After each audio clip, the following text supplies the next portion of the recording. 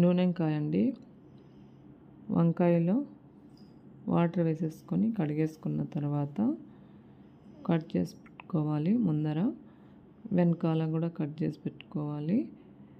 అందులో ఓపెన్ చేసి పెట్టుకొని చూస్తానండి. ఓపెన్ చేసి పురుగులు ఉంటాయేమో అని అలా చూసేసుకోవాలి. అన్నీ ఇలా రెడీ చేసి పెట్టుకున్న తర్వాత దానికోసం మసాలా అండి.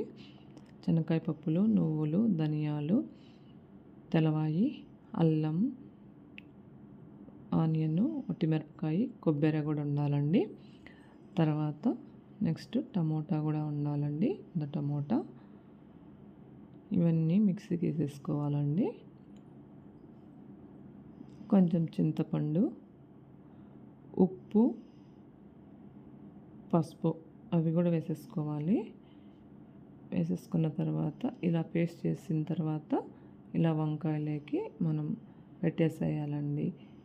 అలా పెట్టేసిన తర్వాత బాగా లోపలికి ప్రెస్ చేసి పెడతా ఉండాలి.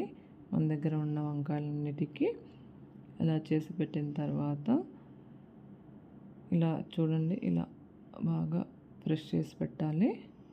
ఇలా రెడీ చేసి పెట్టుకున్నాను. తర్వాత ఆయిల్ చేసి ఆయిల్ వేడెక్కిన తర్వాత కరివేపాకు, కొత్తిమీర వేసేసుకొని తర్వాత ఈ వంకాయలను వేసేసానండి. 1 by 1 వేసేసాను. కొంచెం వెడల్పుమైన పాత్ర అయితే బాగుంటుందండి. కుక్కర్ తొందరగా అవుతుందనే ఉద్దేశంతో పెట్టేశాను. కుక్కర్లో వేసేసానండి. ఇలా వేసిన తర్వాత అవి మనం గరిటెతో తిప్పుకోకుండా చేత్తోనే అలా అంటూ ఉండాలండి. అంటూ ఉంటే కొంచెం అవి మగ్గిన తర్వాత 1 by 1 అన్నీ చూసుకుంటూ ఉండాలి.